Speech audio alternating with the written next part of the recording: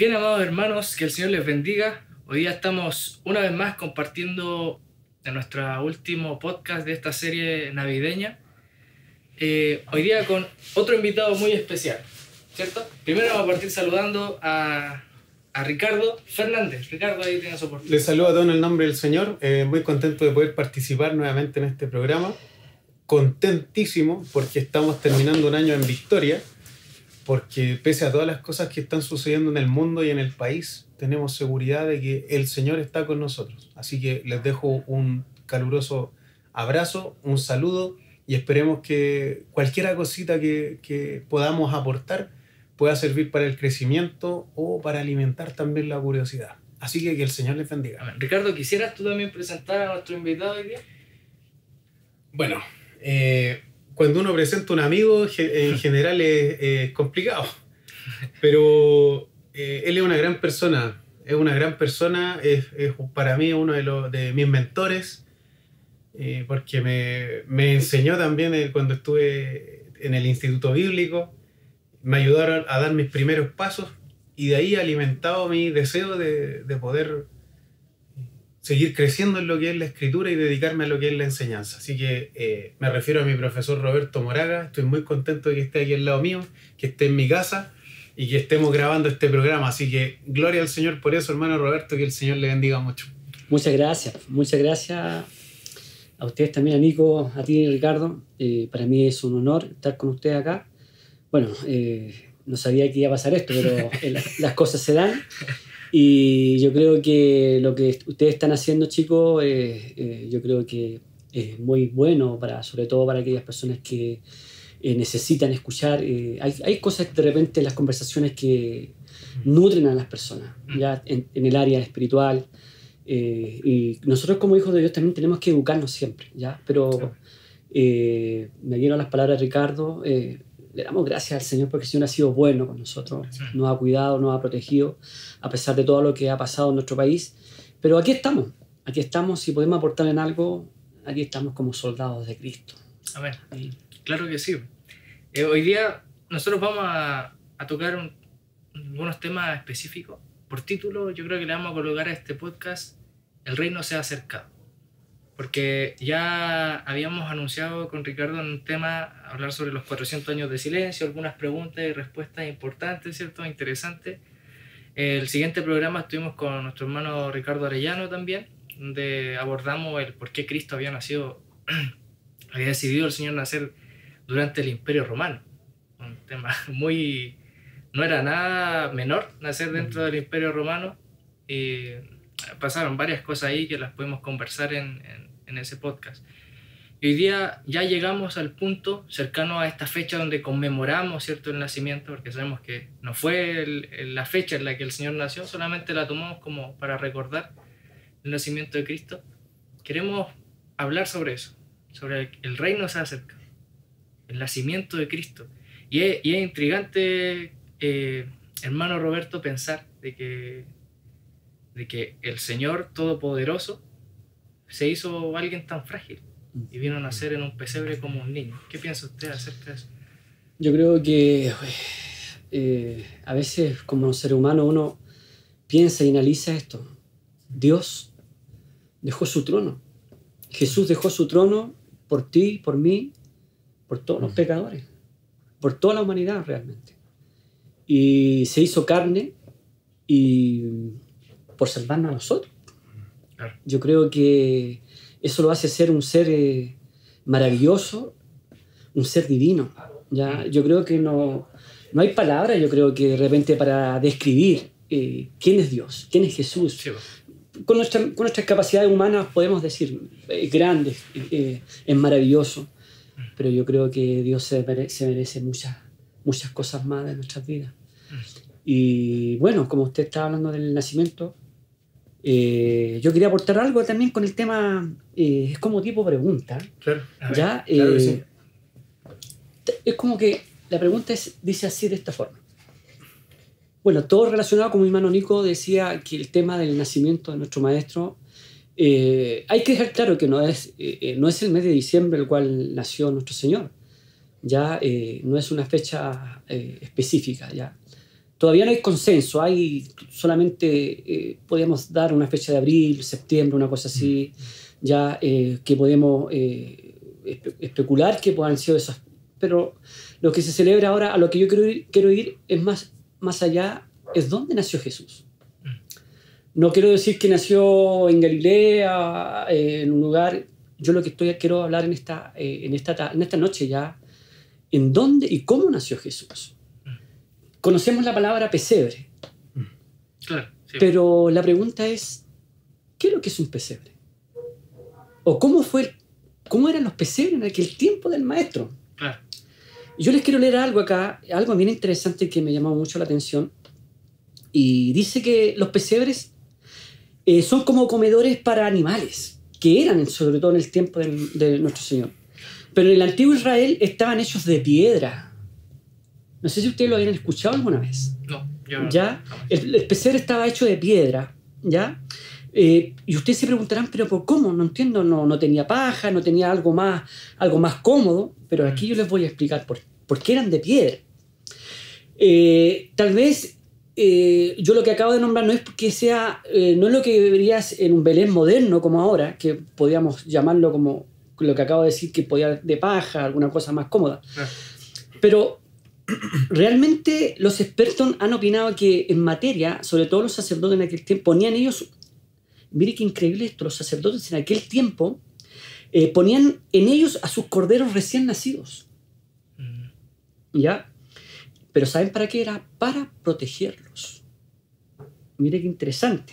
Pero no cualquier cordero, los corderos perfectos sin tachas que fueron usados en el sacrificio por los pecados. Y Belén, donde nació Jesús, era famosa por sus corderos sin manchas.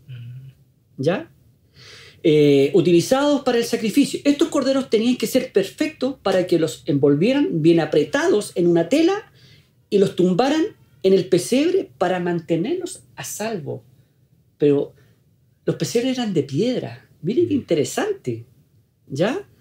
Y mire que también lo que y dice que esta es exactamente la razón para que la única vez que, o sea, la única vez que se menciona a los pesebres en la historia del nacimiento de Jesús es en Lucas 2, donde dicen: esta será una señal para ti, e encontrarás un bebé envuelto en una tela, acostado en un pesebre.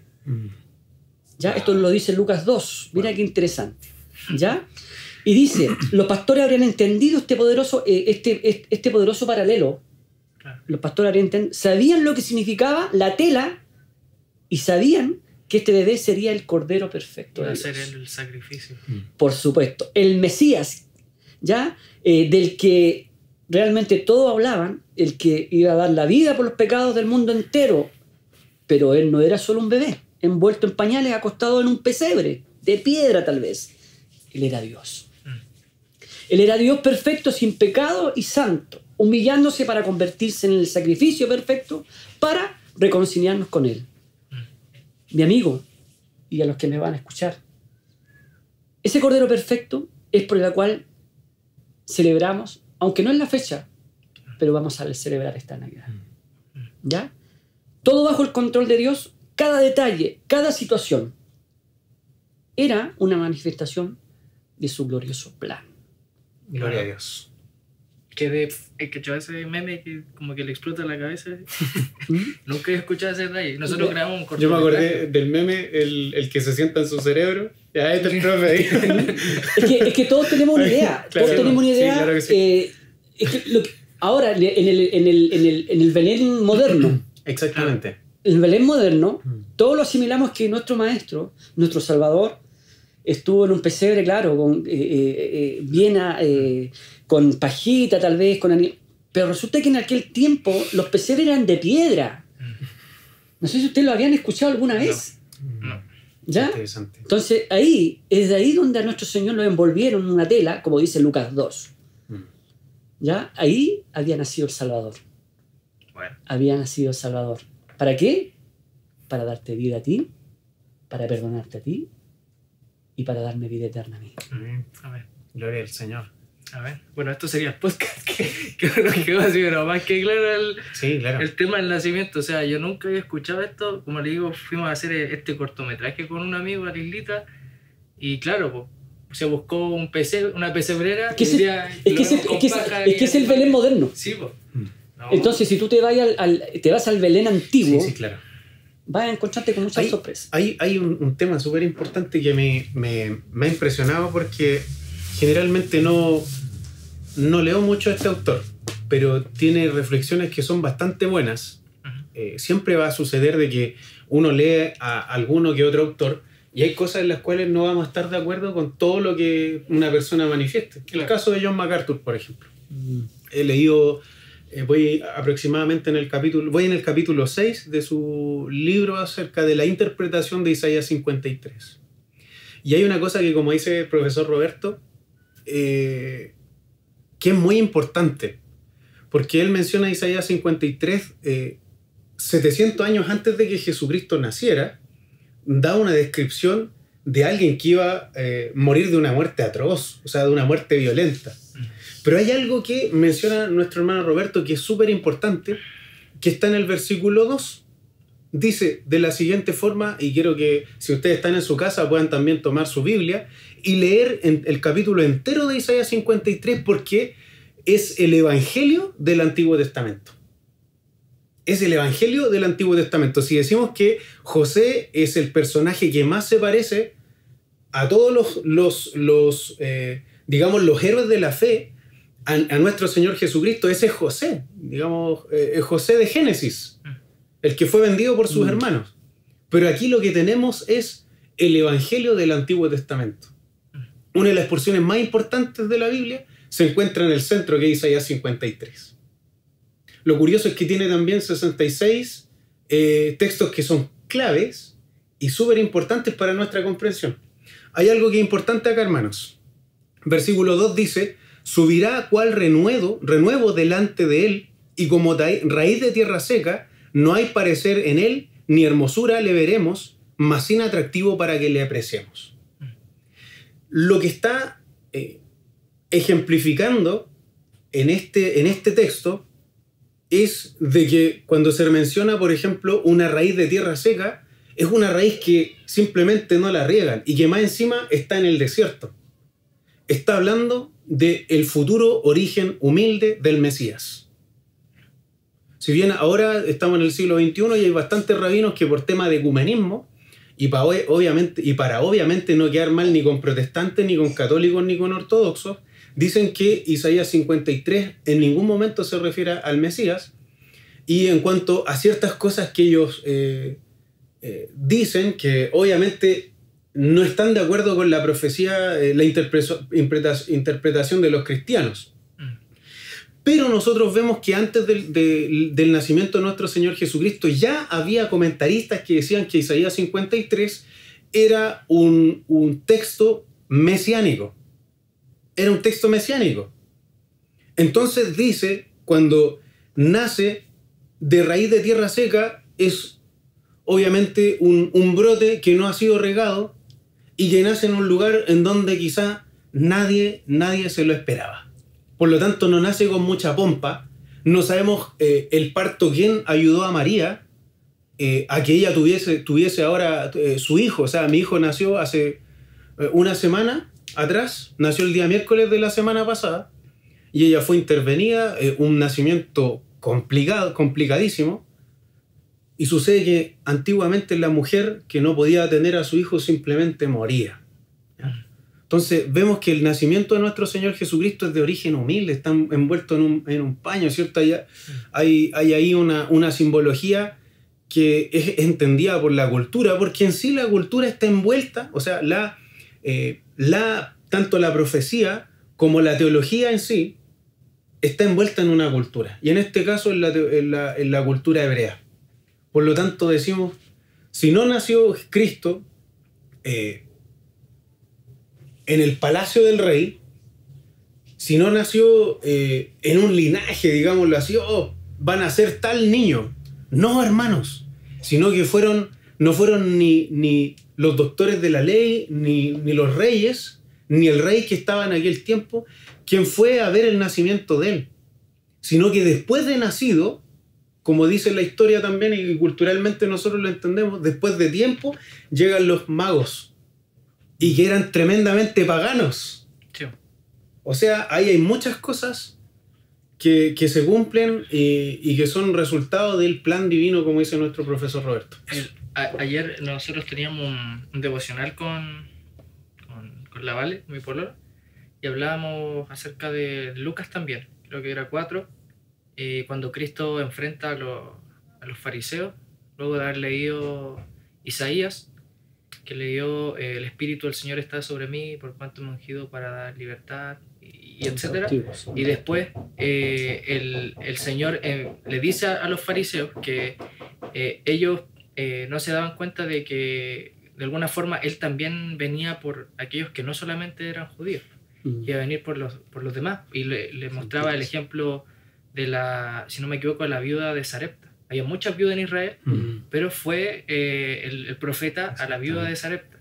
Y otro ejemplo que ahora no me acuerdo. Entonces es como súper interesante pensar eso, porque como lo que dijo el Ricardo me trajo a memoria eso, que el Señor iba a venir no tan solo por aquel pueblo de Israel, sino que su deseo desde un comienzo siempre ha sido salvar a todos, sin excepción. Sin excepción de personas. Entonces es bonito pensar de que tenemos a un Señor, a nuestro Maestro, al quien creó todas las cosas, ¿cierto? Y el misterio de Dios que nosotros no lo vamos a entender en esta vida, el Padre, el Hijo y el Espíritu Santo. Vemos que el unigénito de Dios se hace hombre, se hace débil, viene a esta vida, y como usted decía, hermano Roberto, se cumple esa profecía que usted nombró. Y es increíble cómo Él, desde ese entonces hasta hoy día, pese a que algunos no quieran creer que es el Mesías, porque a los suyos vino y los suyos rechazaron, no le recibieron, claro. Hoy día nosotros podemos tener la dicha de conocerlo y ver que a lo largo del tiempo aquel niño que nació en un pesebre iba a llegar el tiempo en que iba a crecer y que iba a desarrollar el ministerio. Y muchas cosas que ha hecho Él, que hasta el día de hoy a nosotros nos marca. No sé cuáles de las cosas que Él ha hecho a ustedes se les viene a la mente para darle el pase. A mí me llamó la atención lo que leyó Ricardo, Isaías 53, ¿no? ¿Leíste? Sí. Ya. Pero también hay parte que tiene que ver relacionada con nuestro maestro. Léamelo de nuevo, mira, ¿qué es lo que dice? Subirá cual renuevo delante de él, y como raíz de tierra seca, no hay parecer en él ni hermosura, le veremos, mas sin atractivo para que le deseemos. Ya. También hay que entender algo ahí. Hay una interpretación con respecto a ese versículo, con respecto a lo que tú acabas de mencionar, Ricardo, y también hace alusión de la forma como fue castigado nuestro Señor. La costumbre romana, el castigo romano que se le daban a los malhechores en aquel tiempo, ya era de una forma que yo creo que ningún malhechor habría querido pasar. Cuando dice que no había nada bueno, nada parecido en él, nada de hermosura quedó, fue relacionado con lo que ya estaba siendo profetizado por el profeta Isaías. La costumbre romana me hacía recordar lo que cuando Ricardo leía y me venía a la memoria esos latigazos que le dieron a nuestro Señor. Y si tú ves la historia, aquellos látigos eran como bolas de acero, pero con unas púas que realmente sacaban la carne. La desgarraban, claro. La desgarraban de raíz. O sea, y la cara, lo que le pasó, cuando hablaba también de ya no había hermosura en él, era porque nuestro Señor también iba a ser disfigurado. Si a nuestro Señor fue realmente lo que tuvo que vivir, lo que tuvo que pasar. Tal vez la Biblia no cuenta en sí lo que ahí realmente tenemos, por eso es importante leer historia. Claro. Sí, sí. Ya ver, sobre todo en aquel tiempo, la costumbre romana, qué pasaba, qué castigo, cómo eran los castigos para los malhechores. A nuestro Señor lo tuvieron como un malhechor, ya lo despreciaron, nada había bueno en él, no había belleza, nada. ¿Por qué? Porque había sido desfigurado. Bueno, después cuando se cumplió la profecía ya, a él lo torturaron, lo despellejaron, ¿qué no pasó por nosotros? Sí. las películas fueron Ya. conservadoras. Claro, yo creo que la única película que yo creo que se acerca más a lo que vivió nuestro Señor es la de Mel Gibson, que es La Pasión de Cristo. Sí, la razón de Yo creo que una de las películas que yo he visto que en parte como que se asemeja a lo que vivió nuestro Señor. Sí, ¿Ya? sí, claro. O sea, lo que dice el profesor Roberto,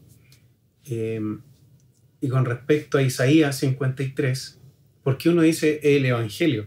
Porque sale también de que menciona su origen humilde, ¿ya? Hablábamos de que no hubo pompa, no hubo tanto, van a ser tal persona, no, sino que vienen personas paganas a adorarle a él. Tenemos también de que él iba a ser una persona despreciada, varón de dolores, experimentado en quebranto. Y el libro de Isaías 53, los siguientes versículos, dice, pero nosotros lo tuvimos por herido de Dios y afligido. Y ahí comienza tanto el profeta que habla en tiempo pasado, pero nosotros le tuvimos por azotado de Dios y abatido. Entonces, dice varón de dolores y experimentado en quebrantos, y como que escondimos de él el rostro. No lo valoramos, lo menospreciamos. Ciertamente él cargó nuestras enfermedades, ¿cierto? Y menciona varias cosas en donde la profecía señala el tiempo presente y el tiempo pasado. Cuando Cristo viene al mundo, dice la misma Biblia, él mismo dice que a los suyos vino y los suyos no le recibieron. Pero Isaías ve hacia el pasado, de cómo el pueblo de Israel en el futuro se lamentará, dice, se lamentará, y verán lo que a ellos no les fue contado. Van a ver hacia el pasado, porque en este momento Isaías 53, según la mayoría de los eruditos judíos, se le aplican al pueblo de Israel. Claro. ¿Ya? O sea, que ha sido un pueblo que estuvo en la diáspora, que fue... los destruyeron los romanos en el 71, anteriormente habían sido perseguidos por los griegos, Antíoco IV Epífanes fue el primero que comenzó con las persecuciones religiosas, prohibió los sacrificios del templo, sacrificó un cerdo, echó el caldo del cerdo en el lugar santísimo.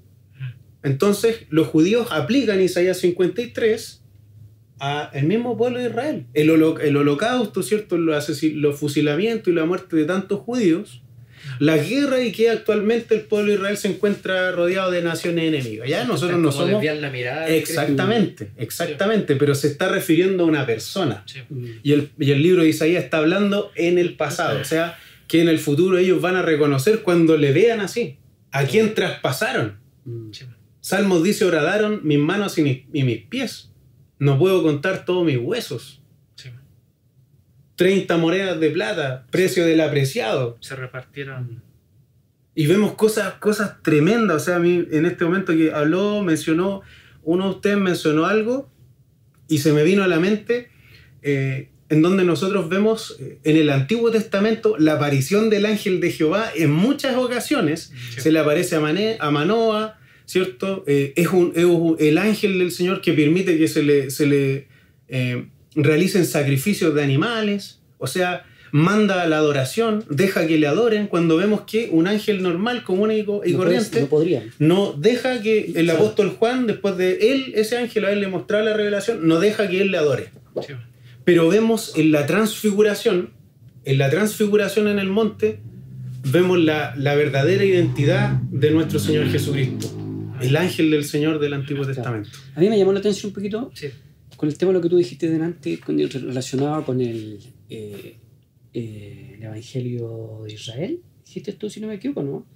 Porque yo había escuchado también del profeta Isaías, ¿sí? Del libro de Isaías. Yo no entiendo una cosa, muchos eruditos creen que lo asimilan al pueblo de Israel. Claro. ¿Ya? Pero yo no entiendo muchas cosas.